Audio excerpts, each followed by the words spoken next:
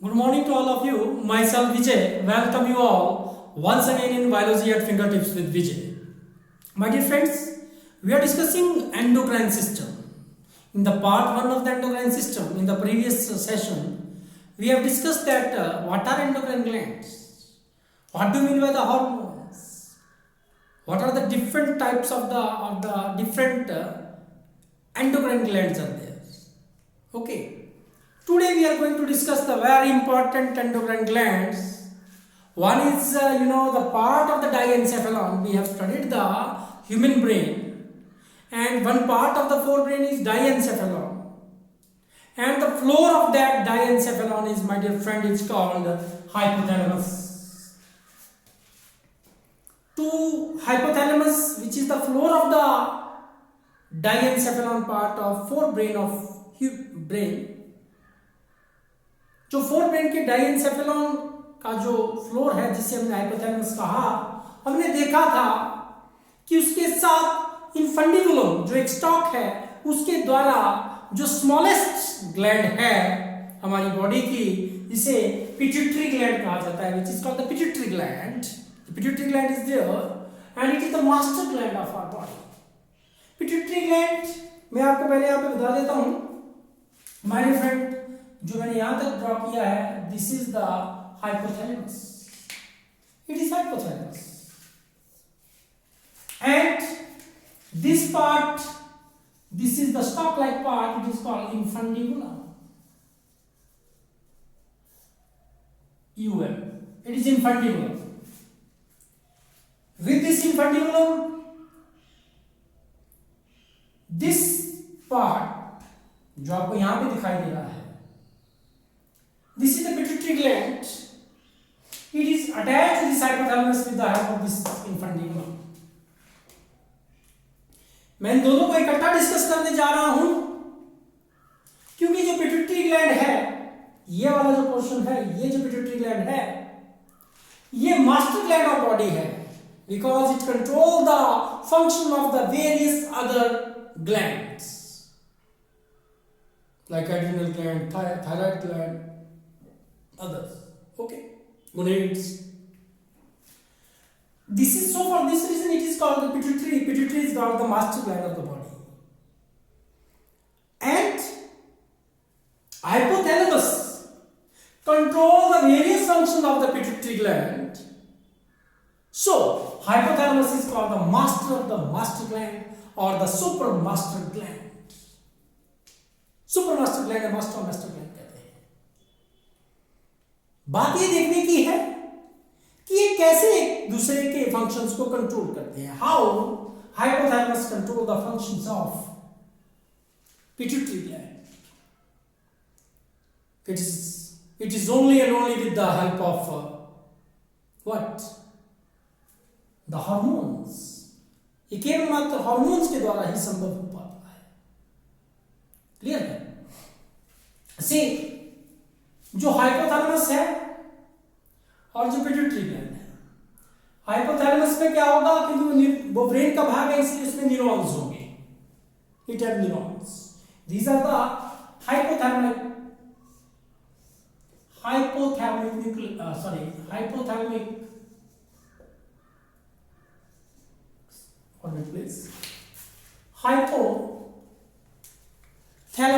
neurons.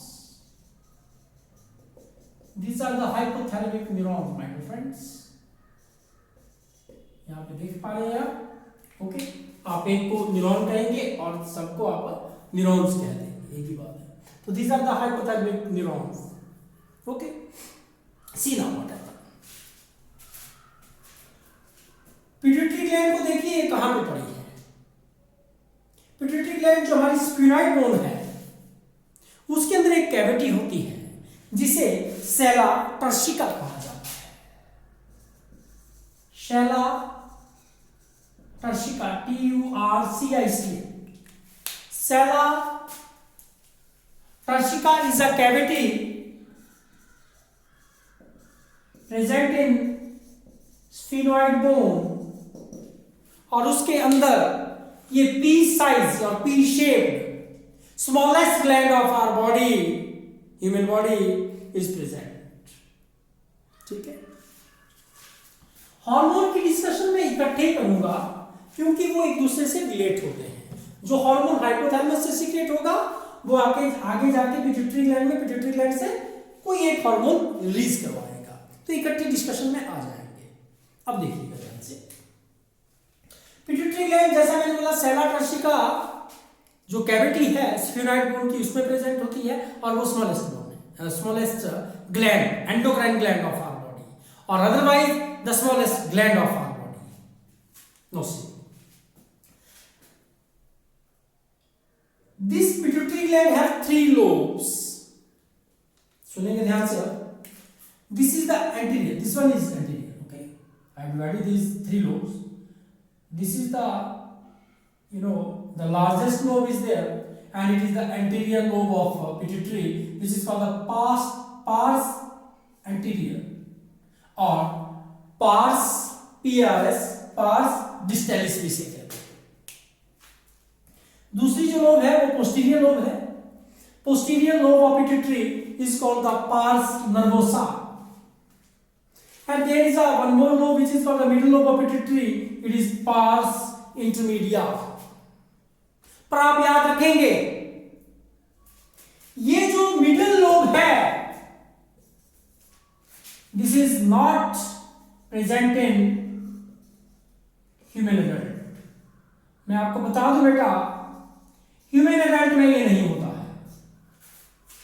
In fishes, in amphibians this is present, और वो वहां पे हार्मोन भी सीक्रेट करता है। पर ह्यूमंस में फिटल ग्रोथ के दौरान ये किसके साथ, एंटीरियर लोब के साथ अटैच हो जाता है, और इसलिए जो हमारे ह्यूमन के केस में है वो ये जो लोब है वो आपको डिस्टिंग्विश नहीं होता है, विजिबल भी नहीं होगा और डिस्टिंग्विश भी नहीं होगा, क्योंकि फिटल डेवलपमेंट के दौरान उसके साथ अटैच कर चुका है। Now it is a part of the anterior lobe. The anterior lobe of pituitary is also called adenohypophysis. Basically, hypophysis is the name for pituitary. This is the anterior lobe. तो anterior lobe को क्या कहा गया, adenohypophysis। और जो posterior lobe है उसे ध्यान से सुनिएगा, उसे न्यूरोहाइपोफाइसिस कहा जाता है। न्यूरोहाइपोफाइसिस इसलिए कहा क्योंकि जो हाइपोथैलेमस के न्यूरॉन्स हैं वे डायरेक्टली अटैच होते हैं पोस्टीरियर लोब के साथ, इसलिए इसे पार्स नर्वोसा भी कहा गया था और न्यूरोहाइपोफाइसिस भी कहा जाता है। तो in humans the pituitary gland, जो पिट्यूटरी ग्लैंड है उसके 2 लोब्स होते हैं, one is adenohypophysis and one is neurohypophysis. Clear है बात? ह्यूमंस में कितने बेटा, 2 लोब होंगे, adenohypophysis anterior lobe and posterior is neurohypophysis. ये भी क्लियर हो गया ना? लो सी, जो हाइपोथैलेमस है, जैसा मैंने बोला कि जो पोस्टीरियर लोब ऑफ पिट्यूटरी है वो डायरेक्टली अटैच होता है, डायरेक्टली कांटेक्ट में है न्यूरॉन्स ऑफ हाइपोथैलेमस से।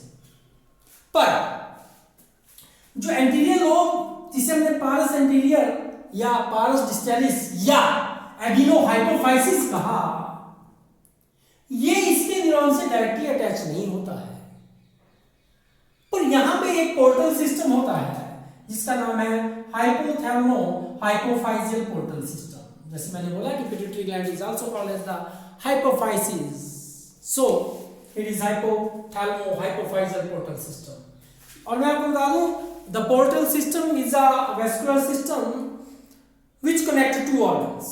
ऐसे तो हम देखते हैं कि जो ब्लड वेसल है वे हार्ट को ऑर्गन के साथ या टिश्यू के साथ कनेक्ट करते हैं, पर अगर कोई ब्लड वेस्कुलर सिस्टम एक ऑर्गन को दूसरे ऑर्गन से जोड़ रहा है तो उसे पोर्टल सिस्टम कहा जाता है। And this is the one organ hypothalamus, this is the one gland organ pituitary, the blood vascular system connecting these two, this is called the hypothalamo hypophyseal portal system। आप देख रहे हैं blood is flowing through these blood vessels and it will pass out through the anterior lobe, that is the adenohypophysis or the anterior lobe of the pituitary, यहां से।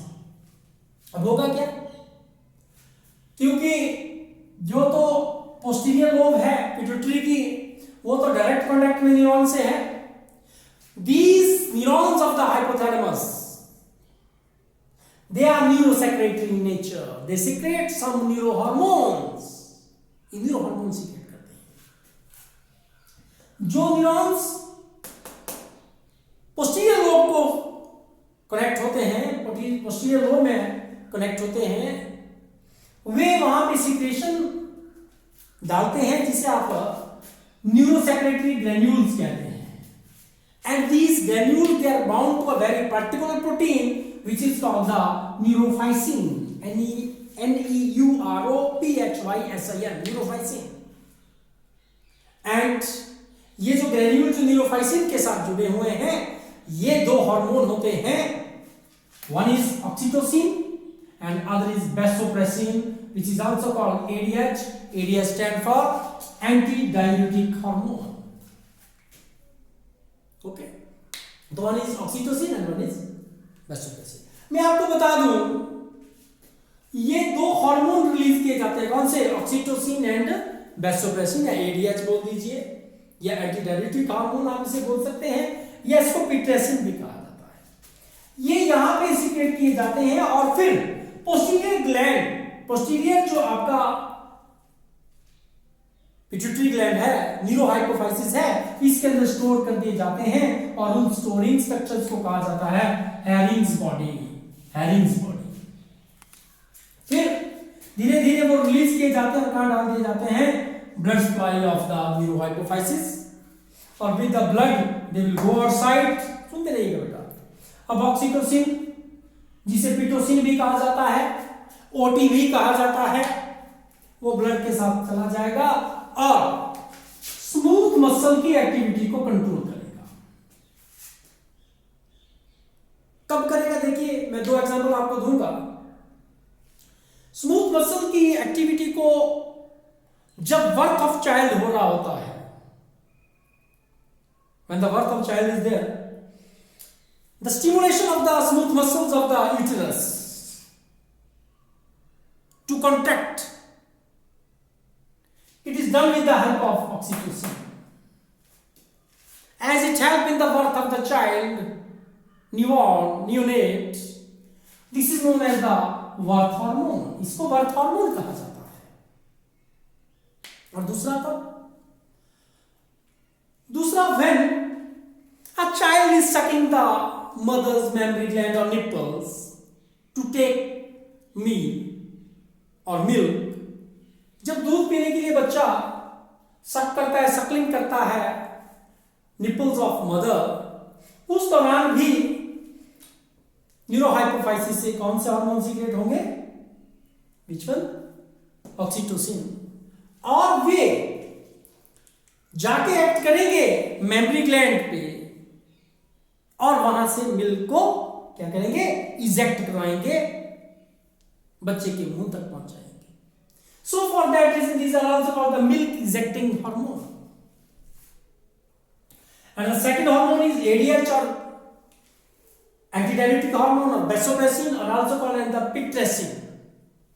ये जो hormone है, सुनते रहिएगा ध्यान से, ये हार्मोन जो है वो वर्क करता है डिस्टल ट्यूब्यूल ऑफ नेफ्रॉन और कलेक्टिंग ट्यूब्यूल ऑफ नेफ्रॉन पे, और वहां पे it help in reabsorption of the water for the osmoregulation. पानी की, वाटर की कंजर्वेशन में हेल्प करता है। ठीक है, नॉर्मली।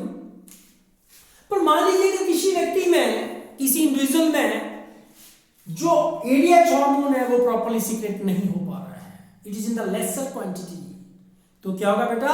कलेक्टिंग ट्यूब्यूल पे हमने पढ़ा है एक्सक्रीटरी सिस्टम में, तो कलेक्टिंग ट्यूब्यूल पे जाके वो काम नहीं कर पाएगा और क्या होगा? बोलिए, वाटर कंजर्व नहीं हो पाएगा और उस व्यक्ति के ब्लड में शुगर का लेवल बढ़ जाएगा और उसको डायबिटीज हो जाएगी। ऐसी डायबिटीज को कहते हैं डायबिटीज इंस्पिडस, जो बीमारी का नाम है वो है डायबिटीज इंस्पिडस, और जो इंसुलिन की कमी के कारण होती है उसे डायबिटीज मेलिटस कहते हैं। दोनों में ही शुगर का लेवल बढ़ता है पर कारण अलग अलग है। वहां पे इंसुलिन सीक्रेट नहीं हो रहा था, यहाँ पे एडीएक्स सीक्रेट नहीं हो पा रहा है और इसलिए वाटर कंजर्व नहीं हो पाया।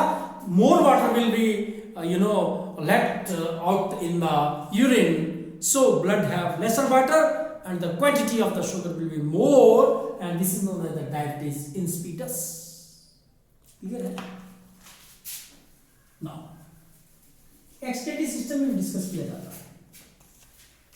This is the posterior lobe and this is the hypothalamus attached to the neurohypophysis and the hormones, very important. These two hormones, oxytocin and vasopressin, they are basically secreted by the neurons of hypothalamus. Stored here, फिर neurohypophysis secret करेगा जरूरत पड़ने पर, और herring body में store हो जाते हैं। सी now,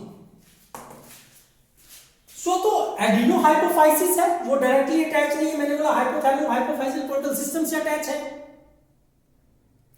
The neurons of the hypothalamus, they will pour their secretion, the neurohormones, into the hypophyseal portal system veins, and they will carry them to here. यहाँ पे देखो pour किया बेटा, और इन्होंने कैरी किया और वो यहाँ पे आके जो है वो कैपिलरी से रिलीज हो जाएंगे, कैपिलरी नेटवर्क से, और वो एडिनोहाइपोफाइसिस में जाएंगे। ध्यान से सुनिए, अब कुछ बातें बताऊंगा। और यहां पे वो स्टिमुलेट करते हैं किसको, किसको स्टिमुलेट करेंगे? एडिनोहाइपोफाइसिस के सेल्स को, और वहां से सीक्रेट करेंगे कुछ एक हार्मोन्स जो अदर ग्लैंड के फंक्शंस को कंट्रोल करते हैं, और वो पोर कर दिए जाएंगे और ब्लड के द्वारा वो बाहर आ जाएंगे। देखिए, हाइपोथैलेमस दो प्रकार के हार्मोन छोड़ता है, one are releasing hormones, other are inhibiting hormones. Releasing hormones वो हार्मोन्स हैं जो किसी दूसरी ग्लैंड में जाके, जैसे पिट्यूटरी ग्लैंड में जाके उनके सेल को स्टिमुलेट करेंगे और वहां से किसी पर्टिकुलर हार्मोन या केमिकल को रिलीज करवाएंगे। और इनिबिटिंग हार्मोन वो हार्मोन्स होते हैं जो दूसरी ग्लैंड पे जाके किसी पर्टिकुलर केमिकल की सिंथेसिस को या प्रोडक्शन को या सिक्रेशन को इनहिबिट करते हैं, रोकते हैं। The hormones of the hypothalamus, there are basically 5 hormones of the adenohypophysis are there. जो 6th और 7th है मैं बता दूं, ये मेलिनोसाइट स्टिमुलेटिंग हार्मोन जो हैं, ये basically the hormones of intermediate lobe होते हैं, और जो मिडिल लोब है उसके वो हार्मोन्स होते हैं। ये melanocyte stimulating hormone, releasing hormone MSH-RH, और दूसरा melanocyte stimulating hormone, inhibitory hormone MSH-IH होते हैं। ये मेलिनोसाइट को स्टिमुलेट करते हैं और मेलानिन बनाते हैं, particularly in case of fishes and amphibian they are working, but not in humans. हमारे केस में जो मेलिनोसाइट है वो बेटा this is the adrenocorticotrophic releasing hormone के एक सिस्टर हार्मोन के रूप में रिलीज किया जाता है, बताऊंगा अभी। तो हमारे यहाँ तो फंक्शनल नहीं होता है। सी ह्यूमंस में जो बेसिकली जो 5 कैटेगरी के जो हार्मोन्स हैं वो रिलीज होते हैं। One is thyrotrophin releasing hormone, TRH या TSH-RH, thyroid stimulating hormone releasing hormone. ये हार्मोन यहाँ पे पोर किया जाएगा और यहाँ पे आएगा और इस ग्लैंड में से किसको रिलीज करवाएगा? TSH, थायराइड स्टिमुलेटिंग हार्मोन को, और आगे जाके वो थायराइड ग्लैंड को स्टिमुलेट करेगा जहां से थायरॉक्सिन बनेगी। Getting my point? ऐसे ही जो सेकंड कैटेगरी के हार्मोन जो हाइपोथैलेमस सीक्रेट करता है वो एड्रीनो ठीक है, एड्रीनोकॉर्टिकोट्रोफिक रिलीजिंग हार्मोन। ये ARH और ACTH-RH बोलते हैं, एड्रीनोकॉर्टिकोट्रोफिक हार्मोन रिलीजिंग हार्मोन है। ये जाएगा और पिट्यूटरी ग्लैंड से ACTH एड्रीनोकॉर्टिकोट्रोफिक हार्मोन को रिलीज कराएगा, जो जाके एड्रिनल ग्लैंड के ऊपर काम करेगा कॉर्टेक्स रीजन में जाके, और एड्रीनोकॉर्टिकॉइड्स को रिलीज करवाएगा, एल्डोस्टेरोन। ठीक है, देन तो आप एड्रिनल ग्लैंड में काफी डिटेल में पढ़ेंगे। फिर गोनेडोट्रोफिन रिलीजिंग हार्मोन GnRH, ये दो तरह के मेन होते हैं, follicle stimulating hormone RH, FSH, RH और luteinising hormone RH, LH, RH या ICSH interstitial cell stimulating hormone releasing hormone होते हैं। ये यहाँ से आएंगे और पिट्यूटरी ग्लैंड की एडिनोहाइपोफाइसिस से FSH या LH या ICSH को रिलीज करवाएंगे। फॉलिकल स्टिमुलेटिंग हार्मोन ये जाके ओवुलेशन में हेल्प करेगा FSH, और ल्यूटिनाइजिंग हार्मोन भी फीमेल में ओवुलेशन में हेल्प करता है। और जो ICSH है इंटरस्टिशियल स्टेम स्टिमुलेटिंग हार्मोन है, ये टेस्टोस्टेरोन हार्मोन जो मेल सेक्स हार्मोन है उसको रिलीज करने में हेल्प करता है गोनेड्स में जाके। ये फंक्शन करेगा गोनेड में जाके। फिर फोर्थ है सोमैटोट्रोफिन या growth hormone releasing hormone. Somatotrophin releasing hormone, ठीक है, या आपका ग्रोथ हार्मोन रिलीजिंग हार्मोन। तो जो सोमैटोट्रोफिन आपके हार्मोन हैं RH है, या ये ग्रोथ से रिलेटेड है और ये ग्रोथ हार्मोन्स रिलीज कराएंगे, या सोमैटोट्रोफिक हार्मोन्स या growth hormones, human growth hormone HGH human growth hormone को रिलीज कराएंगे और बॉडी की नॉर्मल ग्रोथ कराने में हेल्प करेंगे। फिर फिफ्थ कैटेगरी इज प्रोलैक्टिन या ल्यूटोट्रोफिक या lactogenic hormones releasing hormone PRH, LTH, RH। ये हार्मोन यहां से सिक्रेट होंगे, वे एंटीरियर पिट्यूटरी एडिनोहाइपोफाइसिस से किसको रिलीज कराएंगे? प्रोलैक्टिन को रिलीज कराएंगे। And prolactin is the hormone जो बेसिकली क्या करेगा बेटा, वो मेमोरी ग्लैंड्स में secretion of formation of milk stimulate करता है। फॉर्मेशन मेमोरी ग्लैंड्स में प्रेगनेंसी के बाद वो किसके द्वारा होगी? प्रोलैक्टिन के द्वारा होगी। और जब बच्चा शक करेगा मदर निपल्स को, तो जो इजेक्ट होगा वो ऑक्सीटोसिन के कारण होगी, इसलिए उसको मिल्क इजेक्टिंग हार्मोन बोलते हैं। और प्रोलैक्टिन को मिल्क फॉर्मिंग हार्मोन कहा जाता है। तो my dear friends, this is a little discussion about the hypothalamus and the pituitary gland, the various hormones secreted by them. I will append and chart with this video showing the various functions of pituitary gland and the hypothalamus, and the functions of the hormones of hypothalamus and the pituitary gland particularly. मैं chart append करूंगा इस video के साथ। उम्मीद करता हूँ आपको पता चला होगा। We will meet with new video in the new discussion. Till then, subscribe my YouTube channel Biology at Fingertips with Vijay, and surely press the bell icon for more and more new videos. Thank you. Thanks a lot.